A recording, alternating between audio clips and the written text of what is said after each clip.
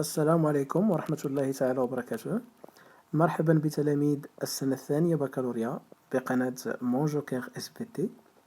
Dans cette vidéo, on va continuer ensemble la correction de l'examen national de la session normale de l'année 2016 et on va passer à l'exercice 2. On va lire les données de l'exercice 2. La rétinite pigmentaire est une maladie génétique qui atteint les yeux. Il se caractérise par une dégénérescence de la rétine et une perte progressive de la vision évoluant généralement vers la cécité. Afin de mettre en évidence l'origine génétique de cette maladie, on propose l'étude suivante. Plusieurs formes de cette maladie sont liées à une anomalie de la synthèse d'une protéine, la rhodopsine. Le locus du gène qui contrôle la synthèse de cette protéine est situé sur le chromosome numéro 3. La figure A du document 1 présente un fragment du brin transcrit du gène responsable de la synthèse de la rhodopsine chez deux individus, l'un a phénotype normal et l'autre est atteint de la rétinite pigmentaire. La figure B du document 1 toujours présente un extrait du tableau du code génétique. Donc, on va aller voir la première question. Voilà. Donc, en vous basant sur les deux figures du document 1, donc figure A et figure B, déterminez la séquence de l'ARN messager, celle de la chaîne peptidique de la rhodopsine chez l'individu sain et chez l'individu malade. Donc c'est la première partie de la question. La deuxième partie, il nous demande de montrer la relation gène, protéine, caractère. Donc on va commencer par la première partie de la question numéro 1. On va déterminer la séquence de l'ARN messager pour l'individu sain. On va utiliser ce brin transcrit d'ADN et on va le transcrire pour avoir l'ARN messager. Et ensuite, on va faire la traduction du brin d'ARN messager pour avoir la chaîne peptidique pour l'individu sain qui n'est pas malade. Et on va faire la même chose pour l'individu malade, donc qui est atteint de cette maladie qui est la rétinite pigmentaire. On peut écrire donc comme réponse à la question numéro 1, chez l'individu sain. Donc on va recopier le brin d'ADN transcrit, donc en respectant l'ordre des triplés, donc 21, 22, 23, 24, 25. Après, on va faire la transcription de l'ARN messager. Donc, vous faites attention toujours. Il faut toujours faire correspondre, par exemple, on a sur le brin d'ADN la cytosine. Donc, sur le brin de l'ARN messager, on va voir la guanine. Et ainsi de suite. Donc, on va faire la transcription. Après, on va utiliser les données du tableau de la figure B pour déduire la séquence peptidique. Donc GCG, donc je vais chercher GCG, donc j'ai l'alanine. Je vais l'écrire ici. Donc UCG, alors j'ai ici UCG, donc je vais avoir la sérine. Et ainsi de suite. D'accord ? Pour l'individu malade, je vais refaire la même chose. Je vais recopier le brin d'ADN transcrit. Je vais faire la transcription de l'ARN messager. Puis je vais avoir la séquence peptidique. D'accord? Et comme ça, donc, on a répondu juste à la première partie de la question numéro 1. On va passer à la deuxième partie de la question. Montrer la relation gène, protéine, caractère.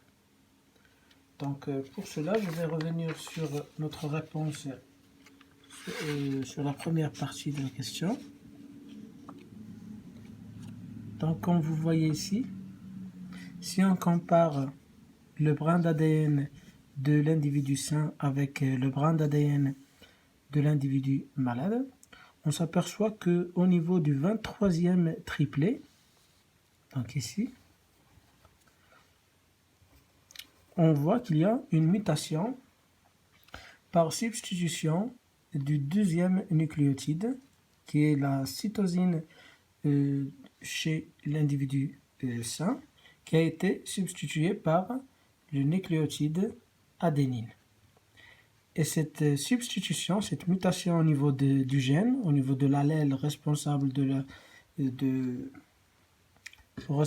la synthèse de la protéine de la rhodopsine, donc on voit que cette substitution conduit à la substitution de l'acide aminé glycine par l'acide aminé valine chez l'individu malade. Ce qui donne donc une protéine non fonctionnelle, anormale, qui va être responsable de l'apparition de la maladie chez l'individu malade. Donc on peut écrire comme réponse à la deuxième partie de la première question. Donc on a la relation gène-protéine-caractère. Il se manifeste par une mutation. On peut la montrer par une mutation par substitution du deuxième nucléotide cytosine du triplet numéro 23 par le nucléotide adénosine au niveau de l'allèle codon par la rhodopsine. Cette substitution conduit, ce qui a conduit à une substitution de l'acide aminé glycine par l'acide aminé valine en position 23. Donnant naissance à une protéine modifiée, donc qui n'est pas fonctionnelle. Donc, il y a synthèse d'une protéine non fonctionnelle à l'origine de la maladie chez l'individu malade. Donc, la relation gène-protéine-caractère. Donc, la mutation par substitution au niveau de l'ADN conduit à une substitution des acides aminés au niveau de la séquence peptidique de la protéine, ce qui donne une protéine non fonctionnelle qui va causer l'apparition de la maladie.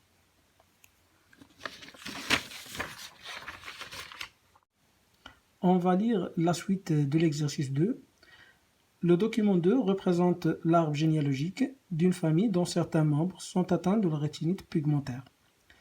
Donc, sur le document 2, c'est l'arbre généalogique d'une famille dont certains membres sont atteints de la rétinite pigmentaire. Et le document 3, qu'on a sur la feuille suivante, présente le nombre d'allèles normaux et le nombre d'allèles responsables de la maladie chez des sujets de cette famille. Donc, on va lire la première ou la deuxième question. Donc, en vous basant sur les données des figures 2 et 3, donc sur le document 2 et document 3, montrez que l'allèle responsable de cette maladie est dominant. Donc, ils nous ont dit déjà que l'allèle responsable de la maladie de la rétinite pigmentaire est dominant. Donc, nous, ce qu'ils nous demandent de faire, c'est de justifier pourquoi il est dominant. Est porté par un autosome, donc porté sur des chromosomes qui ne sont pas sexuels. Donc on va commencer par la première partie de la question. Donc pour prouver que l'allèle est porté ou l'allèle responsable de la maladie est dominant, donc on va aller voir sur l'arbre généalogique. Par exemple, si on prend l'individu 2 de la première génération, il est atteint de la maladie. Et si on vient voir même individu sur le document 3, donc deuxième individu de la première génération, on voit qu'il a un allèle normal et un allèle responsable de la maladie. Donc il est hétérozygote. Donc puisque l'individu 2 de la première génération, il est à la fois atteint de la maladie et hétérozygote, donc la seule explication c'est que l'allèle responsable de la maladie est dominant. Donc on peut écrire comme réponse. Voilà. Donc, on va écrire, voilà, 2. L'allèle responsable de la maladie est dominant car l'individu 2 de la première génération est malade, d'après le document 2, donc l'arbre généalogique, et hétérozygote car elle a 2 allèles, un normal et l'autre responsable de la maladie. Donc, on a déduit ça, qu'il est hétérozygote, à partir du tableau de document 3. On va lire maintenant la deuxième partie de la question 2. Donc, il faut montrer que l'allèle responsable de la maladie est porté par un autosome. Donc, on va prouver que l'allèle responsable de la maladie n'est pas porté sur les chromosomes sexuels. Donc, il n'est ni porté sur X, ni sur Y. Donc, pour prouver ça, c'est très simple. Donc, il suffit par exemple de déterminer le sexe d'un individu. Par exemple, on a ici le premier individu de la première génération, il est de sexe mâle. Donc, je vais mettre le symbole du sexe mâle ici. Donc, cet individu il est de sexe mâle. Donc, si je suppose maintenant que l'allèle responsable de la maladie est porté sur Y, donc pour les mâles, on ne doit pas trouver l'allèle 2 fois. D'accord? Si on suppose qu'il est porté sur Y, donc l'allèle doit être présent une seule fois. Parce que les individus mâles n'ont qu'un seul chromosome Y. Donc j'ai prouvé que l'allèle responsable de la maladie n'est pas porté sur Y. On va passer au cas où si, par exemple, l'allèle responsable de la maladie est porté sur le chromosome sexuel X. Donc également, dans ce cas pour les individus mâles, on ne doit pas trouver l'allèle 2 fois parce que les individus mâles n'ont qu'un seul chromosome sexuel X. Et par conséquent, on peut déduire que l'allèle responsable de la maladie n'est porté ni sur Y ni sur X, donc il est porté sur un autosome.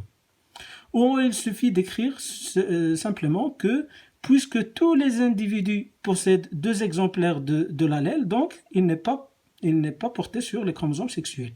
Donc, pour cet individu, par exemple, il a 2 allèles, 2 allèles, 2 allèles, 2 allèles, 2 allèles, 2 allèles, 2 allèles, 2 allèles.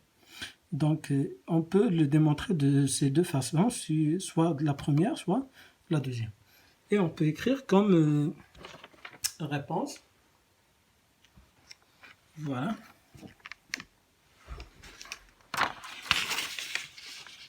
Voilà.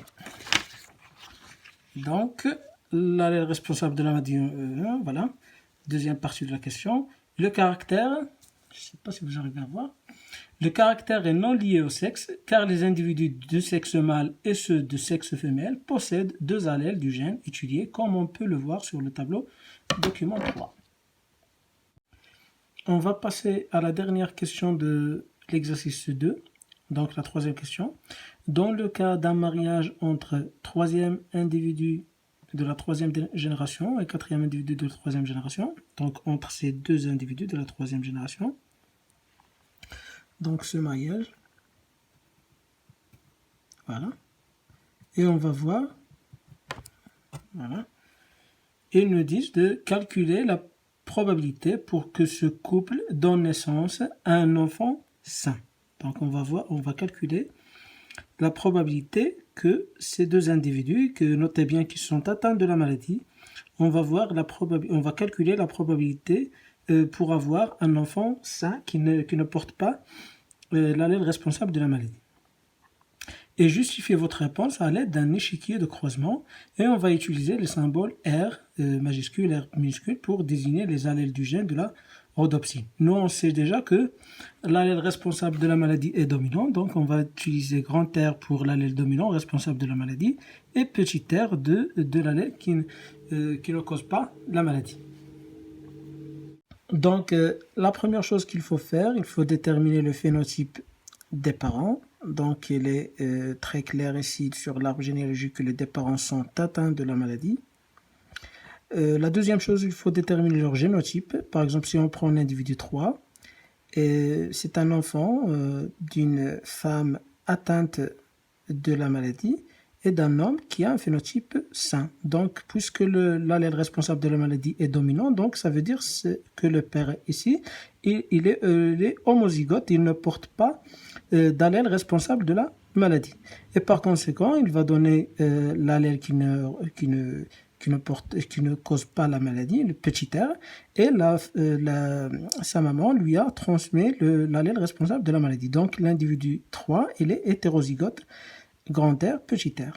Même chose pour l'individu 4, donc c'est la même chose, seulement dans ce cas c'est la maman qui est homozygote, elle ne porte pas d'allèle responsable de la maladie, mais de toute façon le résultat est le même, donc l'individu 4 est hétérozygote, il va avoir un allèle qui ne cause pas la maladie, petit r, et un allèle responsable de la maladie, grand R, issu du père. D'accord?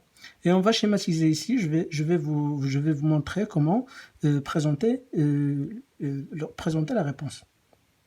Voilà, donc on va répondre à la question numéro 3 comme suite. Donc la probabilité d'avoir un enfant sain, on a les parents, 4 et 3 de la troisième génération, et les deux sont atteints de la maladie, donc grand R. Et leur génotype, ce sont des hétérozygotes, je vous ai expliqué tout à l'heure pourquoi. Donc grand R, petit r et grand R, petit r. Donc les gamètes, il va donner deux types de gamètes qui portent l'allèle responsable de la maladie et l'allèle qui ne cause pas la maladie. Et même chose pour l'autre individu. Donc l'échiquier de croisement, voilà, voilà, donc pour l'échiquier de croisement, on va présenter ces gamètes, on va les mettre ici, et on va faire les croisements possibles. Donc on va avoir grand R, donc phénotype malade, donc 1 sur 4, R petit r, phénotype malade toujours, et R petit r, phénotype malade, et petit r, phénotype normal. C'est le seul cas où ces parents peuvent avoir un enfant sain qui ne porte pas l'allèle responsable de la maladie. Donc, la probabilité d'avoir un enfant sain est de 1 sur 4. Donc, c'est 25%. Donc, on a terminé la correction de cet exercice 2. إذا كانت لديكم أسئلة يمكنكم وضعها في التعليق وسأساعدكم في التحضير الجيد لامتحان البكالوريا في مادة علوم الحياة والأرض، وأدعوكم للمشاركة في قناة مونجوكير SVT ليصلكم جديد هذه القناة. شكرا، إلى اللقاء.